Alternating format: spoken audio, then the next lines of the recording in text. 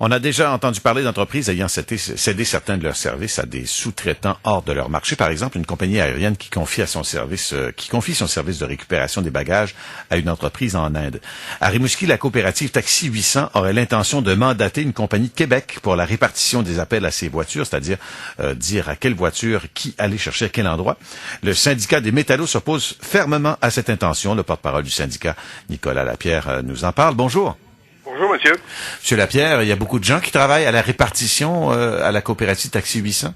Environ une dizaine de salariés, là, à peu près 6 à 7 salariés de façon à temps plein, puis le reste là, pour combler là, les périodes là, où ce que les salariés permanents ne sont pas là. Et pour quel motif les gens de Taxi 800 songent-ils à céder ça à la sous-traitance? Ben, écoutez, les deux rencontres qu'on a eues avec l'employeur nous emmenait un aspect pécunier, là, donc monétaire pour aller en sous-traitance. Et puis l'autre chose, il nous amenait une dynamique à savoir que le service serait plus rapide.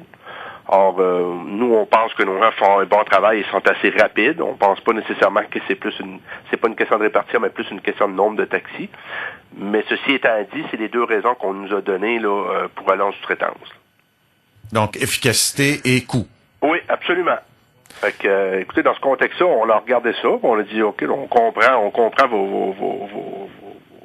votre dynamique par rapport à ça. Par contre, il y a quelqu'un à Rimouski, il y a, en l'occurrence, des anciens membres du conseil d'administration de la coopérative de taxi à Rimouski, qui se sont partis à une entreprise qui s'appelle Centre de gestion et d'appel de l'Est, qui offre le même service, et puis donc on pense que ces gens-là qui sont à Rimouski offriraient le même service au même tarif avec la même technologie. Donc on voit pas comment se fait-il que le Taxi 800 tient mordicus à s'en aller à Québec et appauvrir la région d'une dizaine de travailleurs. Bon, vous savez à qui ils songent à faire appel à Québec?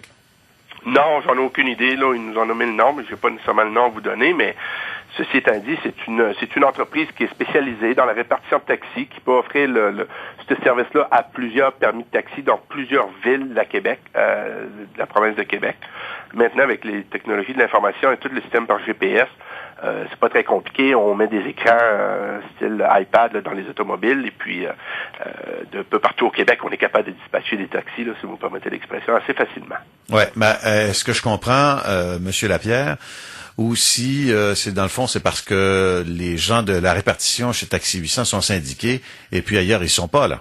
Ouais, ce qu'on me dit, c'est qu'à Rimouski, pas à Rimouski, mais à Québec, l'entreprise de Québec, les gens seraient déjà syndiqués aussi.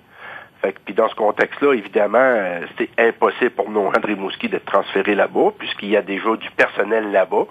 Puis je serais très surpris que parce qu'il offrirait le service à Rimouski, que ça nécessite des gens de plus. L'autre chose aussi, c'est qu'il faut comprendre que nos gens sont pas nécessairement intéressés à déménager à Québec. Les gens veulent rester à Rimouski puis faire prospérer cette ville-là. Ouais, j'essaie de comprendre les motivations de Taxi 800. Sans doute qu'il faudra leur parler, M. Lapierre, mais reste que est-ce que c'est parce que vos syndiqués à vous sont mieux payés que les syndiqués de Québec? Bon, je serais assez surpris. Là, les salariés ici gagnent entre 12 et 13 piastres de l'heure. Vous comprendrez qu'on n'est pas si loin du salaire minimum que ça. Là. Je pense pas que c'est une question pécuniaire. Là. Parce que l'employeur, lui, dit qu'il y a une question de coût là-dedans. Ah, ben, il y a probablement une question de coût, puis une question aussi de gestion de personnel. Évidemment, ça les évite de gérer du personnel, de prendre toutes les déductions, de s'assurer que les horaires sont toutes complètes. Il y a peut-être ça, là c'est ni plus ni moins qu'un service clé en main. Lorsqu'on va chercher une sous-traitance, hein. Mais évidemment, ils n'ont pas été capables de nous assurer ou nous dire que l'entreprise de Rimouski serait moins compétitive que celle-là de Québec. L'autre à laquelle vous faisiez allusion tantôt, là. Oui, absolument. Le centre de gestion et d'appel de l'Est, c'est une entreprise qui a pignon sur rue à Rimouski, c'est la rue Saint-Germain. C'est une entreprise qui est prête à offrir le service à un coût très compétitif pour avoir parlé à ces gens-là. Ces gens-là, c'est des gens qui ont travaillé longtemps pour le Taxi 800 de Rimouski. C'est des gens qui connaissent la business. Donc, c'est des gens qui sont capables d'offrir un service de qualité. Pourquoi est-ce que Taxi 800 ne veut absolument pas aller du bord de cette entreprise-là? Ça, on reste sur notre fin. Ils n'ont pas été capables de nous répondre là-dessus. Ne serait-ce que c'est une nouvelle entreprise qui commence. Mais vous savez, dans la vie, avec un contrat comme Taxi 800, une entreprise comme ça établie à Rimouski va être capable de survivre là, aisément. Là. Ça nous inquiète pas vraiment. Là. Puis l'autre chose, c'est qu'on a une clause dans notre convention collective qui interdit d'aller en sous-traitance, dans la mesure où ça implique des mises à pied, puis ça va être le cas. Ce qu'on a dit à Taxi 800, c'est vous avez le choix. Si vous en allez dans cette voie-là, puis vous en allez vers de la sous-traitance à Québec, ben écoute, on va s'opposer, puis juridiquement, on s'embarque dans une bataille. On cherche pas ça, mais c'est sûr qu'on est là pour protéger nos membres. L'autre situation, c'est d'offrir le service à Rimouski par une entreprise de Rimouski. Puis dans ce contexte-là, ces gens-là, cette nouvelle entreprise-là serait prête à reprendre les mêmes salariés et avoir aux mêmes conditions de travail. Fait que, c'est une situation gagnante-gagnante pour les trois parties. On comprend pas que Taxi 800 s'entête à vouloir aller à Québec. Puis, c'est sûr que nous, on va être sur le chemin de Taxi 800 là, si c'est ça qui se produit.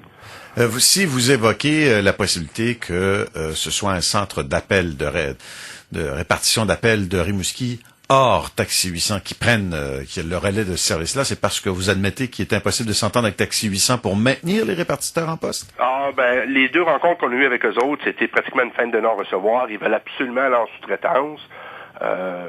Pour toutes sortes de raisons que je vous ai énumérées un peu plus tôt.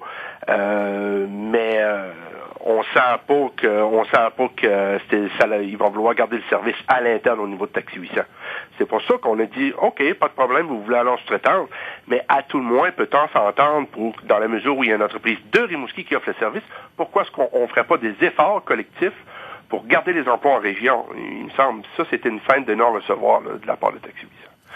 Oui, allez-y. Non, mais c'est ça, on trouve ça dommage, là, parce que, surtout avec toute la réforme dans l'assurance-emploi, les difficultés qui s'en viennent au niveau de l'obtention de l'assurance-emploi, on comprend pas qu'on n'est pas capable de s'asseoir, puis qu'on n'est pas capable de garder nos emplois en région. C'est précieux, les emplois en région. Là. Quand Taxi 800 a-t-elle l'intention d'effectuer ce changement-là? Bon, ce qu'on nous dit, c'est qu'il y aurait une réunion du conseil d'administration qui serait prise en mars ou en avril dans ces eaux-là. Les Taxi 800 ont eu différentes rencontres avec les gens de Québec. Là. Il y a eu des échanges qui ont été faits, il y a eu des visites qui ont été faites à Québec de la part de ces gens-là. Puis il nous dit qu'il y a une décision finale qui va être prise en mars ou en avril. Il faut comprendre que la coopérative des Taxi 800 de Rimouski, c'est constitué de 45 personnes, soit principalement des propriétaires de taxis. Oui. Donc, c'est une décision qui se prend lors d'un conseil d'administration, une réunion en bonne et due forme. Oui, puis eux sont pas syndiqués, là. Non, absolument. Absolument pas. C'est des travailleurs autonomes, là. Donc, c'est des gens qui peuvent pas se syndiquer, là. Oui. Nicolas Lapierre, porte-parole du syndicat des métallos. Merci beaucoup. Ben, merci beaucoup. Au revoir. Bonne journée.